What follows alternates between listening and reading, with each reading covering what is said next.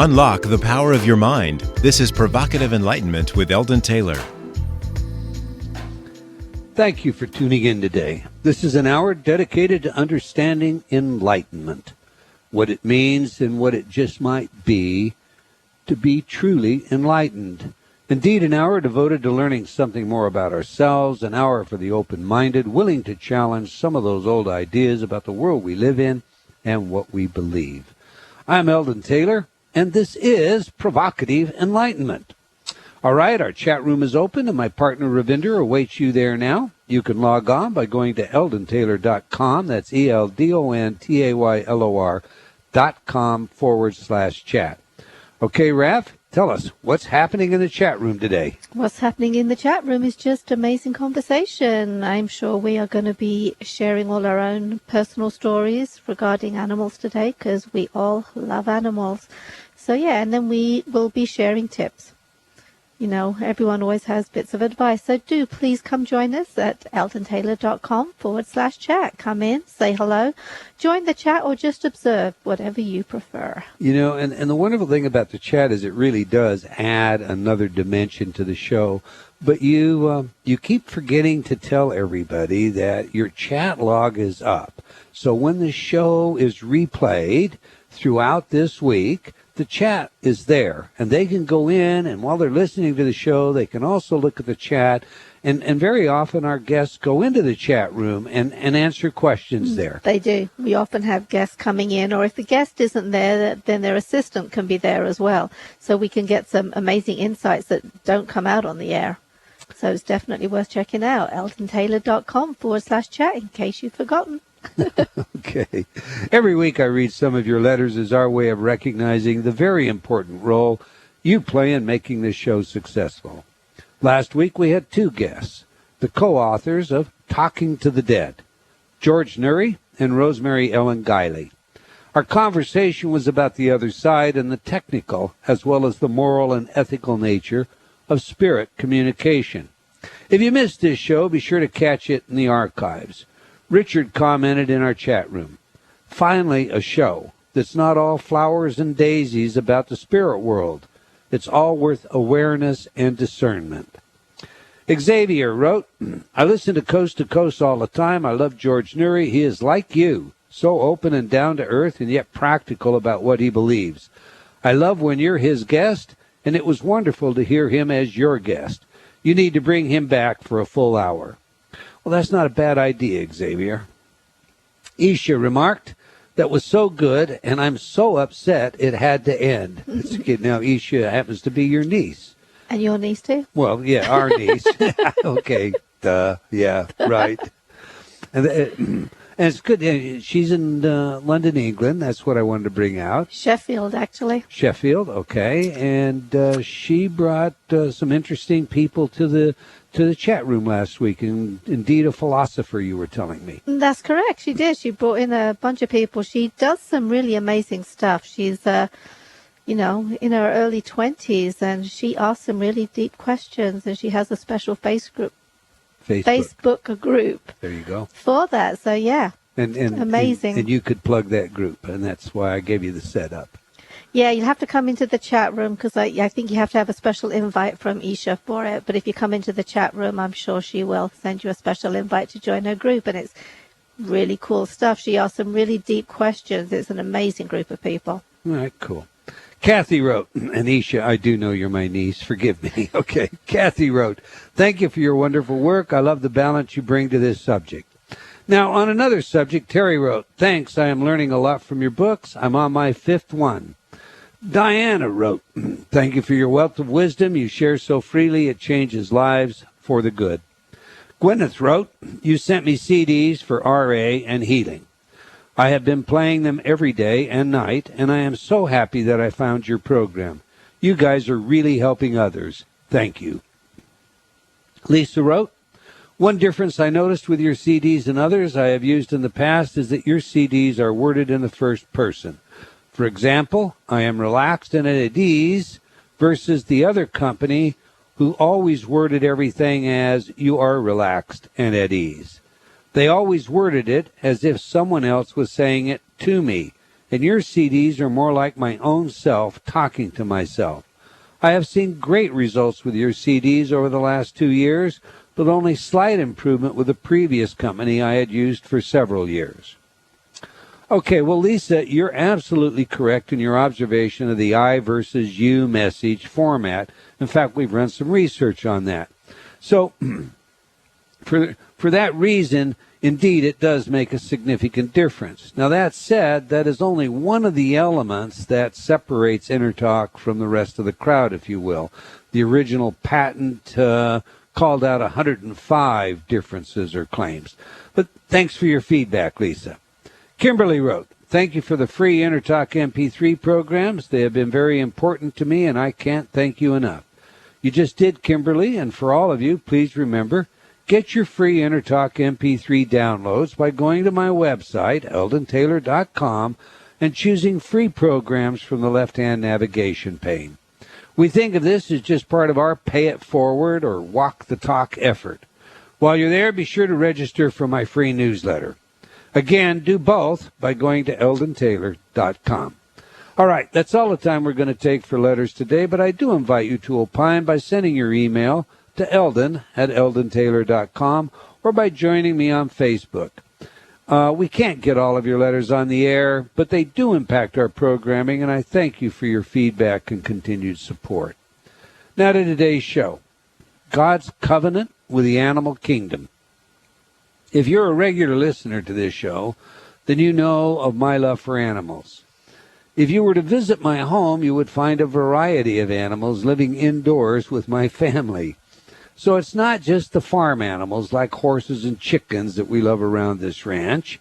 It's also the 2 cats, the 8 dogs, the 3 parrots, the 1 dove, that all live inside the walls of my home. Mostly thanks to my wonderful wife. Who never wanted any pets when we first met. True, but that's another story.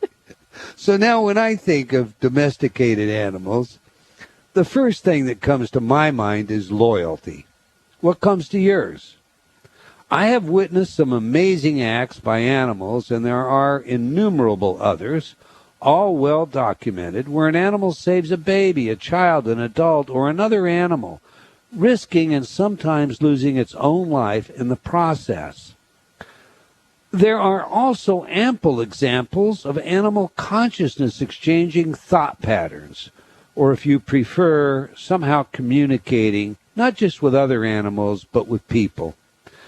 And when your loyal friend comes to the end of its life, it can be as traumatic a loss as losing any loved one. So naturally, we question, do animals have a soul? Do they have an afterlife? Now, we have hosted some animal communicators that insist that animals live on in the afterlife. Their accounts, however, do not always concur. So one might turn to the sacred literature. What does it say? Hindus believe that your soul, my soul, everyone's soul, could come back as either a human or an animal. Buddhism is less clear. Some say reincarnation within Buddhist thinking includes the possibility of transmigration, or a human soul coming back as an animal. However, technically the teachings believe that escape from rebirth comes only from accepting that there is no you or I per se. In other words, all of this is an illusion and we don't exist. How about the Bible then? If we turn to the Bible, what does it say? For many Christians, they have taken a verse out of the Bible that supposedly gives them dominion over the animals. So with this dominion over the animals, man has the ability or the right to choose to do with them as he wishes. But is that what that scripture really means? Our guest today has written a marvelous book, and you can get it free, so be sure to listen up later when we tell you how. The book is titled God's Covenant with the Animal Kingdom. She writes in the foreword, and I quote, "As an anniversary celebration of sorts, to mark 20 privileged years of serving God and animals by practicing the art of veterinary medicine, I give you my thoughts regarding the question of the spiritual nature of animal kingdom and the answers God has so graciously provided me." Close quote. Our guest today actually has over 30 years of experience as a veterinarian. She takes a holistic approach to her practice. I am speaking of Dr. Carol L. Galka-Agnew. On her website, drgalka.com, that's drgalka.com, she writes, and I quote again, "I have spent the vast majority of my life's waking hours asking, why, about the multitudes of questions. As years have accumulated, the focus of my inquiries has narrowed to the question of what happens to animals after their time on Earth. Although this question is a small piece of the grand puzzle of our existence on this planet, its answer has become the central theme of my life's purpose." Close quote. So let's get her in here. Welcome to Provocative Enlightenment, Dr. Carol Galka-Agnew. Well, hi, Eldon. It's a pleasure to be with you today. It's our pleasure. I've been looking forward to this conversation, as you know. So let's begin by learning a little bit about, you, Dr. Galka. When and why did you first become interested in the spiritual aspect of animals? Well, I've always been interested in the spiritual aspect or always intuitively realized that animals were spirit beings as humans are. But as a veterinarian, it became more of a focus of concern to me, dealing with the subject of euthanasia. And that started me on my quest to really find answers. Okay, well, now, so you say intuitively you have known this. So let me just play devil's advocate a little bit because, the skeptics, and first of all, I concur with you, but the skeptics are going to ask you, they're going to ask me, they're going to ask anyone that puts their foot out there and says animals have, and says something like animals have a spiritual life. They're going to ask them, where do you come up with that? I mean, they're carbon-based products of natural selection, organisms with limited capacities for intelligence, and when the synapses in their brains, and I believe, that's how it's put by Ptolemy, when the synapses in their brains flutter to a stop at death, that's the end of it. So how do you answer people that will come at you with that kind of a statement? Well, I've always realized that animals are as self-aware as most people that I know. It was always evident to me that animals have such a depth of emotion, dimensions to their personalities that they just had to be spirit beings as humans were. And I guess you take that on faith for humans as well as the animal kingdom, because really you can debate back and forth about that topic of is there life after death. Kind of perpetually, you can just go on and on into a stalemate if you choose to go that route. And that really does beg the question, because in your answer, what these doubters are, invariably saying is there is no such thing as a soul, period, an afterlife, period. So the people that would really challenge that are the people that, for all intent and purposes, believe that, we're just a product of, random chaos, evolution, and, from dust thou art to dust returneth, is indeed spoken of every aspect of our being. So given that, I one of the things that I think moves people like yourself to really feeling intuitively this level of communication, this level of connectedness to animals, is the bonding experience that you have with them. And you have a wonderful story that you tell, you call the Freddy factor. Please share that with us. The Freddy factor is in regard to my heart dog, and many of you have had the honor of having animal friends that were more than just a companion. The difference maybe between loving an animal, but then the next step of more being in love with that animal, a heart connection in a deeper way. And my pastor taught me about the Freddie factor, after I had lost him. And he had a very profound impact on me when he was telling me that God loves the animals more than I can love the animals, so he provides for them. And that is basically the essence of the Freddie factor. It is a wonderful story of how you as a veterinarian first encountered Freddie. My understanding is the owner brought in this litter of puppies. Share that with us, would you please? Well, I wasn't looking to add to my family. Of course, you folks know how that goes.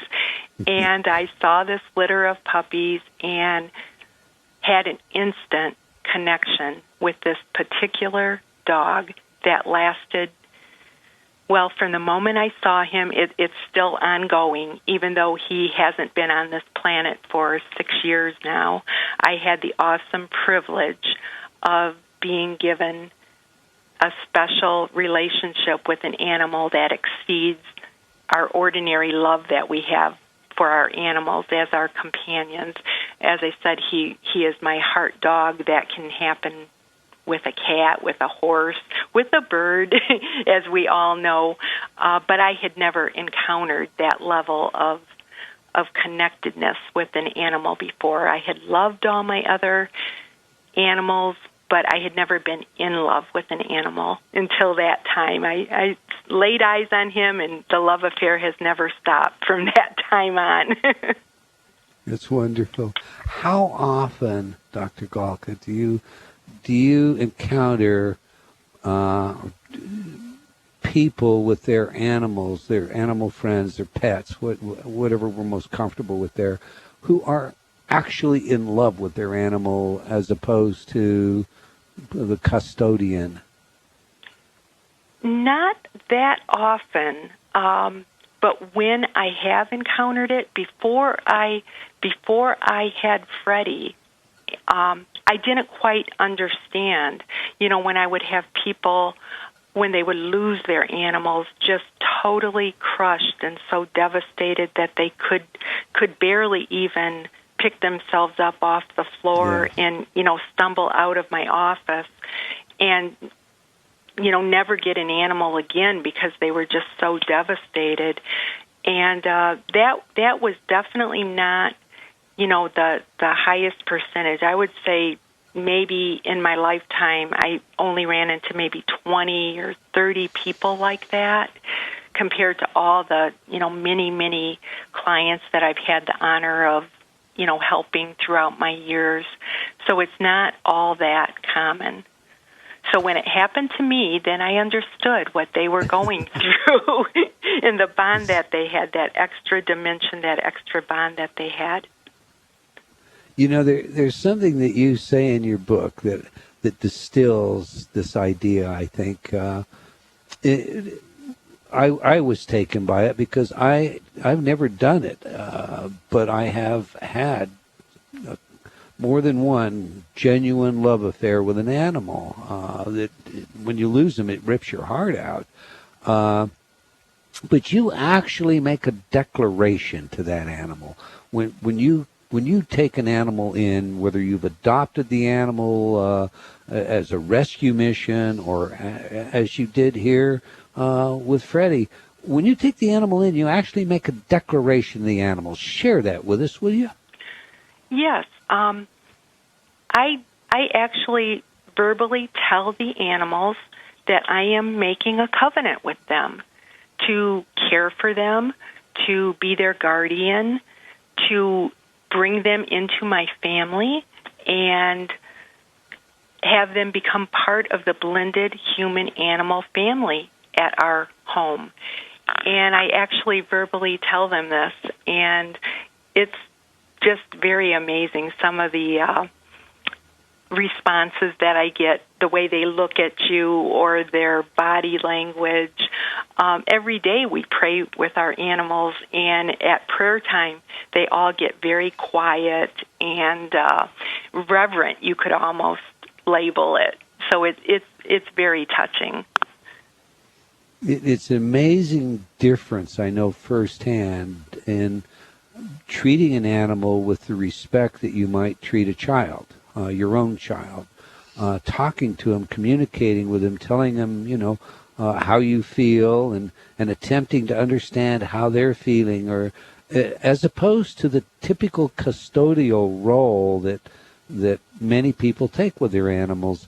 And I think what you just said, that setting of intention, that would make a huge difference. Is that something that you've ever expressed to your clients?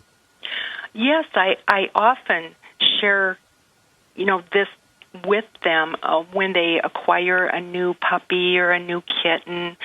I often do, tell them about this, and I even make a point of referring to my clients as guardians of the animals rather than owners. That's very important to me, that people have that brought to their attention, that yes, they are custodians, they are responsible for their animals' care in a guardianship manner, not so much as the animal being a property or a possession. So now, your book, I found it it's a wonderful book. And I don't think you have to be a Christian to enjoy the insight that's in your book, despite the fact that, you're referring essentially to biblical literature. But the common Christian attitude towards animals is the one of dominion you heard in the setup piece. Yes.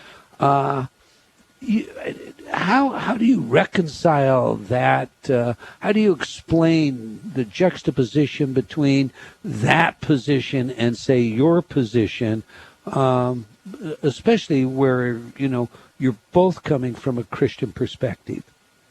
Well, in Genesis chapter 1, where God does declare that humankind is given dominion over the animals, I believe in the study I've done that word really means stewardship, caretakership, benevolent authority. But in the process of the curse and the fall that occurred, if you're, viewing the world system through the Christian aspect, that has all been mutated into subjugation and abuse and oppressive rule, and many people in the Christian church, don't realize that, and they don't take that into consideration, that the original dominion did not mean how many people treat animals now as just being disposable property or, as food items, and there isn't that respect for animals that I think God originally intended for humans to have.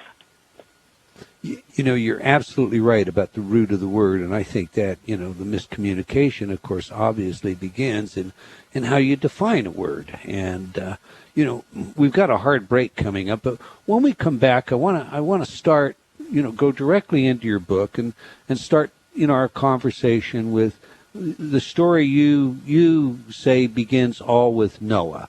So if you can, kind of get prepared to talk about Noah, when we come back from the break, we'll pick that up. The book is God's Covenant with the Animal Kingdom, and the website is www.drgalka, that's DRGALKA.com.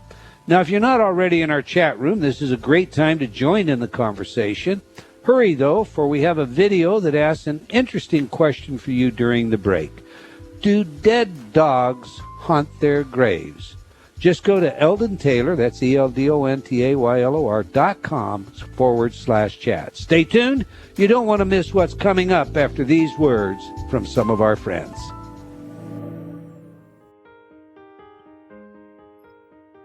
Do you feel like you've become lost in a funhouse, only seeing the reflection of yourself, past, future, and present, but unable to find the real you?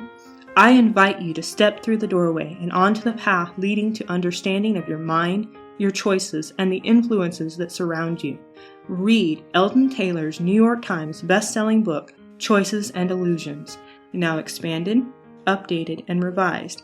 It will provide you with real-life examples of how you can break free from your current perceptions and begin your journey to how high is up. Get your copy today from all bookstores or online from Amazon.com or Barnes & Noble.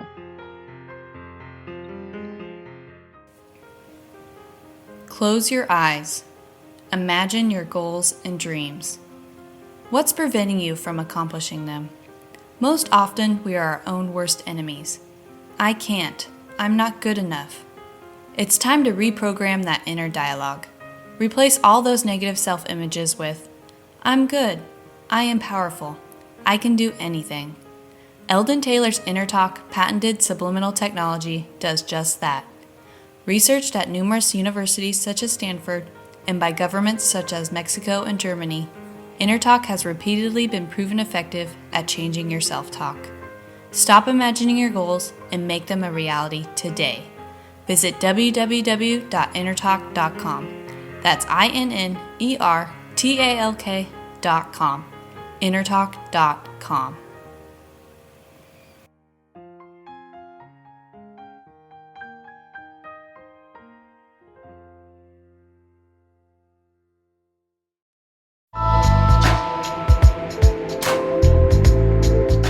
Unlock the power of your mind. This is Provocative Enlightenment with Eldon Taylor. And welcome back. If you just joined us, we're talking with Dr. Carol Galka-Agnew about her book, God's Covenant with the Animal Kingdom. But before we get back to today's show, I want to remind you to like our Facebook fan page for Provocative Enlightenment Radio. As a fan, you'll always know where we are and what's on next.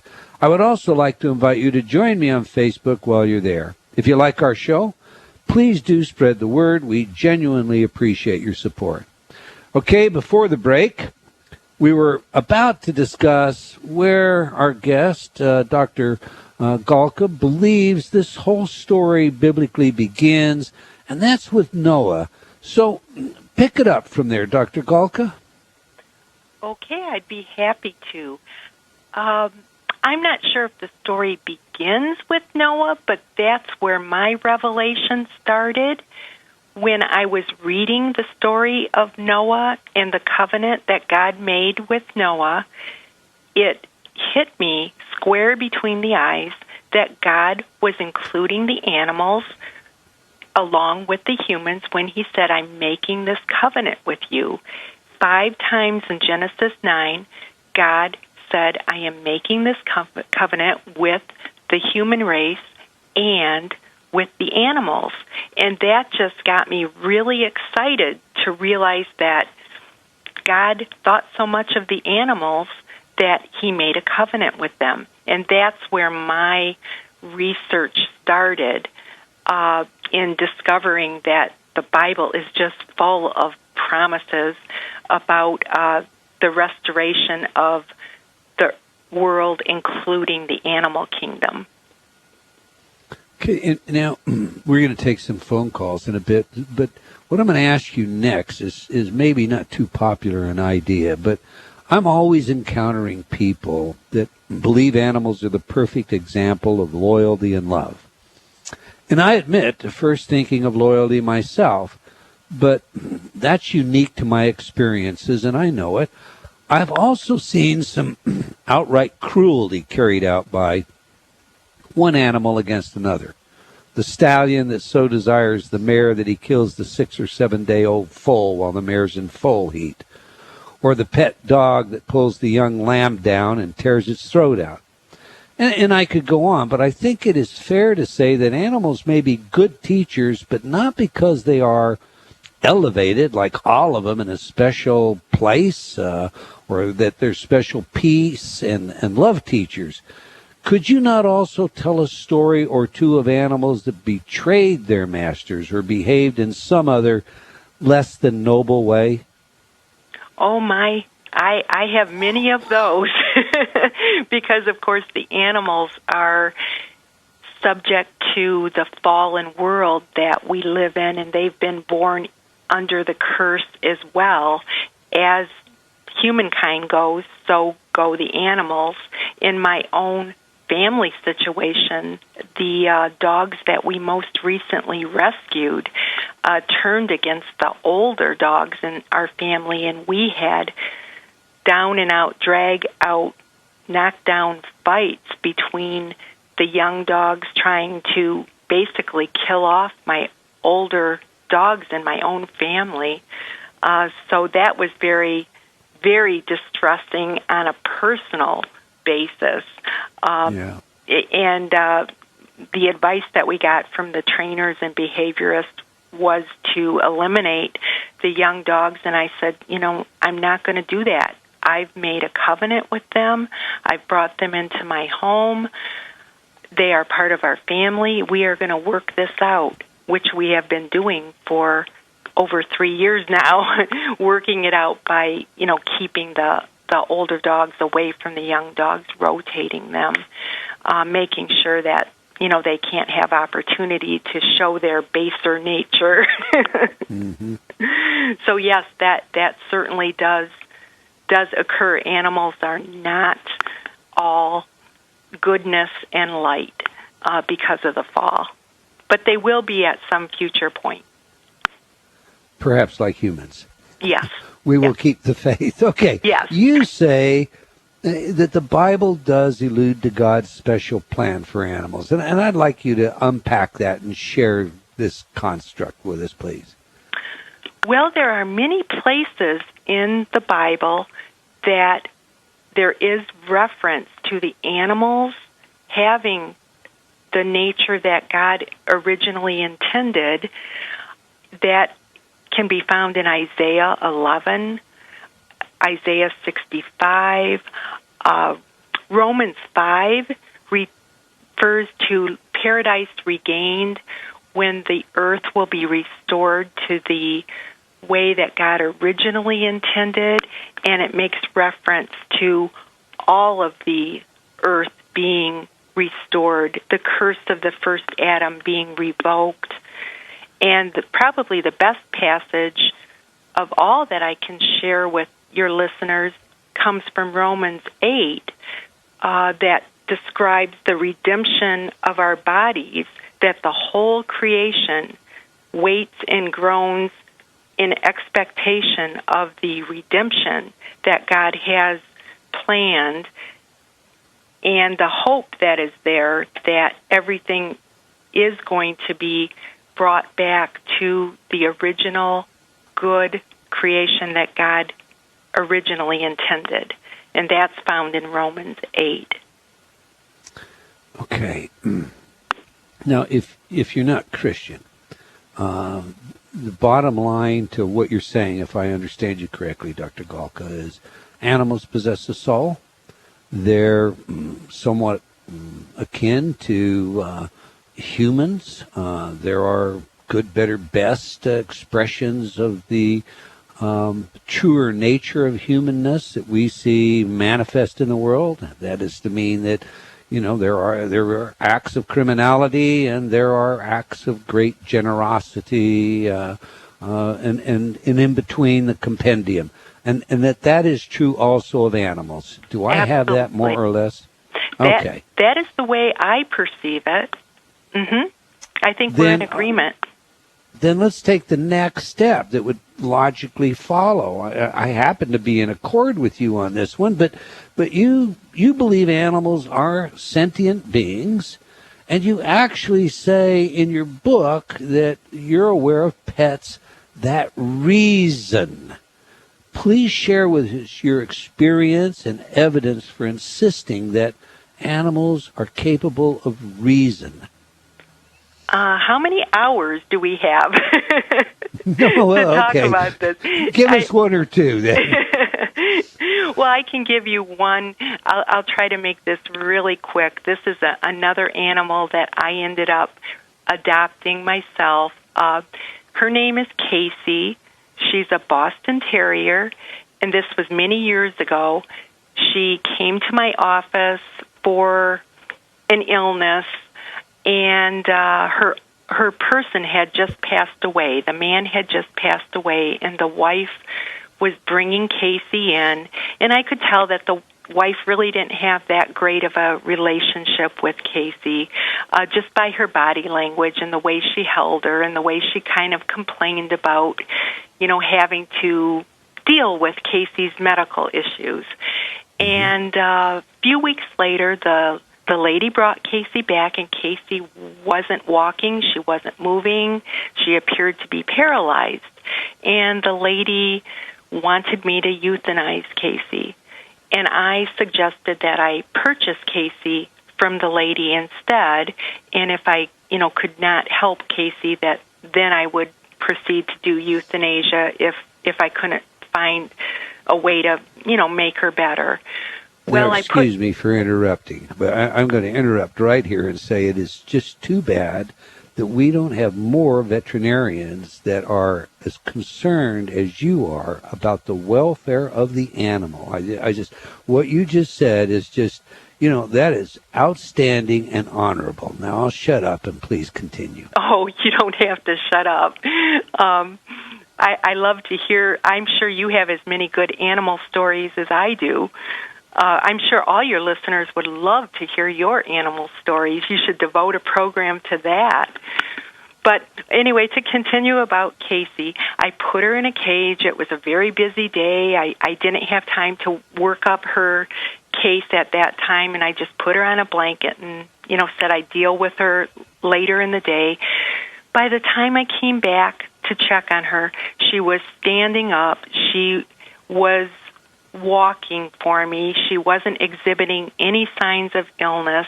And I thought, well, this is just wonderful. Not only do I not have to put her to sleep, I don't even have to work hard to get her better. Well, the long and the short of it was she didn't like women. Even though I saved her life, so to speak, she still really didn't have any appreciation for me. And my husband said, let's find a home for her. And I didn't want to do that because she had been through so much. I wanted to keep her ourselves. And as soon as I told that dog that she was going to stay in our home, that I was not going to put her in through anything else as far as trying to be rehomed, she just didn't like my husband anymore and decided she was going to be my dog. And she decided that she liked women all of a sudden. And then she lived out her life as a happy little creature living a happy life in our home. But yeah, there's reasoning. She wouldn't even look at me until I put my foot down and said we're not going to rehome her. And then she decided she wasn't going to look at my husband anymore. And she never did. She never did warm up to my husband after that. She's like, you were going to get rid of me, well, I'm getting rid of you. That's cute. All right. Now, here's a tough one. You have 2 chapters in your book on death and dying, or death and saying goodbye.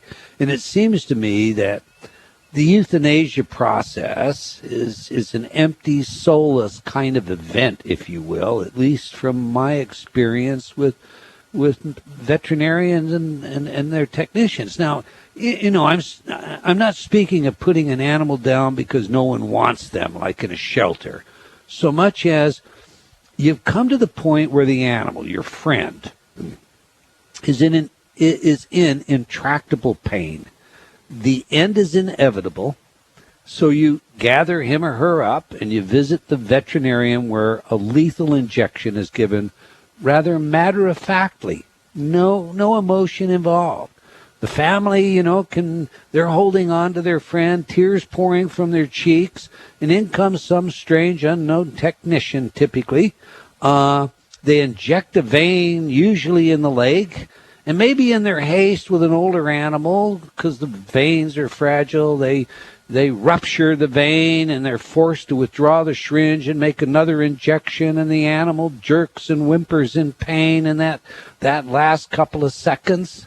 How does an owner avoid this routine-like action and say goodbye to their animals with dignity and honor and the respect an animal deserves?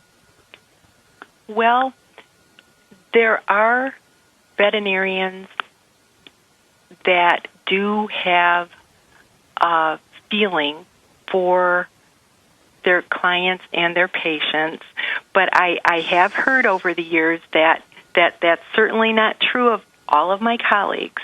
I will say that, I always ended up crying with my not my patients, but crying with my clients when I was having to euthanize my patients.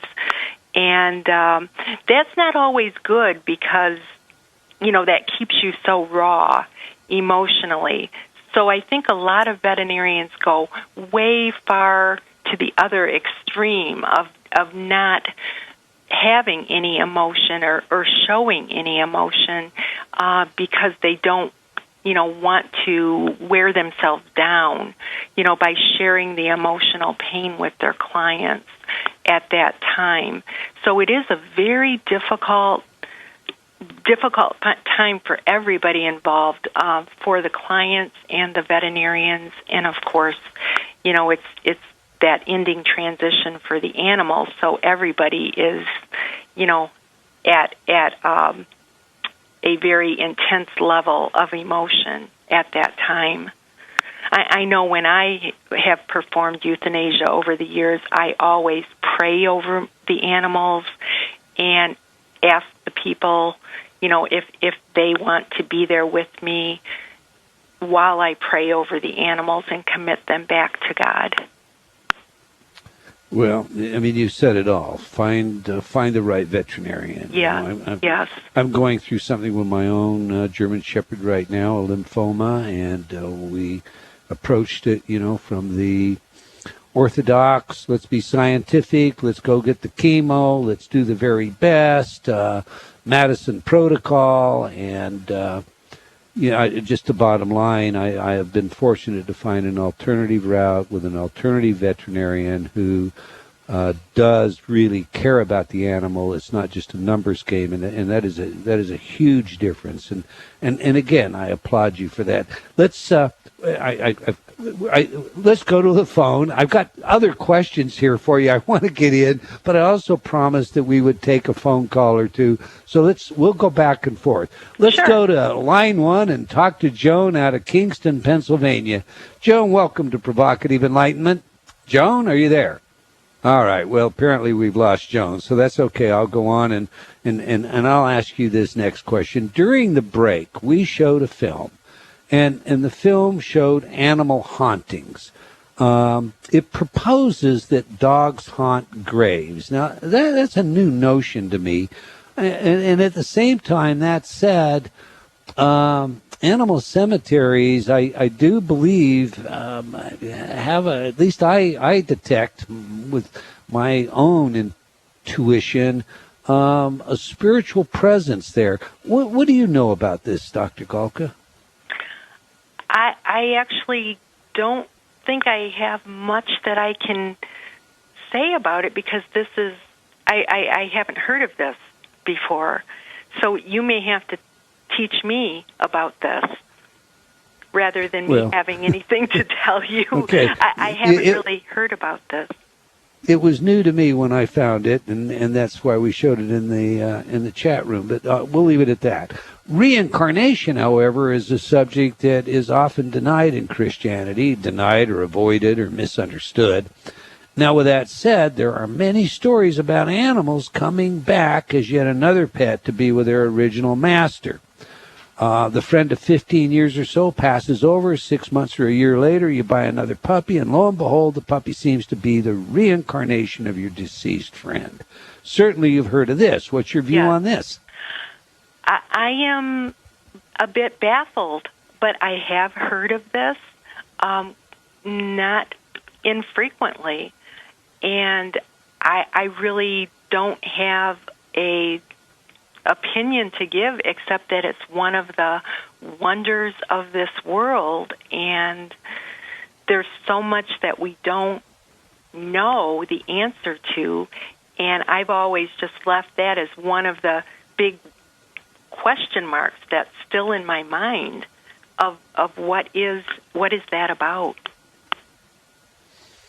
Okay, I've also heard that animals can take on a disease from their master, either to take it away from the master and or to inform the master of the disease. Have you heard of this, and do you have an opinion on it, Dr. Galka? Yes, I have heard of that. I have seen that time and time again, the connection of illness between the animal and their guardian. I have had this experience in my own life also. So I think that is part of the job that God gives animals to do on this journey that we're on together of helping their humans through the various illnesses. And some animals are such caretakers that they actually do take the illness onto their own body as a sacrifice for their person. So after 33 years plus of veterinary practice, you would say that indeed this happens. You know this by experience. Absolutely. I love that. Absolutely. Let's grab a phone call. On line 2, we have Marianne from Pennsylvania. And Marianne has, I think, a very important question. Marianne, welcome to Provocative Enlightenment. Marianne, are you there? All right, maybe we're having a problem with the phones, but Marianne's question is this, Dr. Galka. When you put an animal down, do they understand what you're doing? I believe that they do.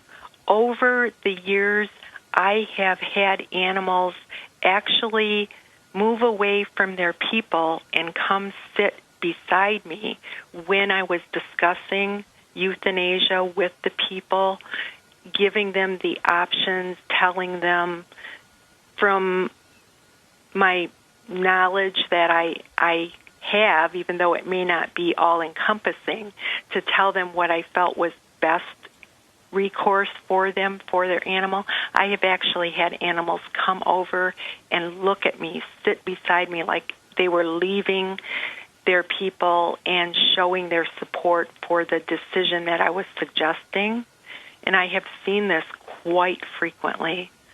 Wow. And when I have told animals, that this is what, we're going to do now, this is the only way I have to help you, they have very clearly, shown me that they appreciate my help and that they were ready to, go on and leave their body that was so broken.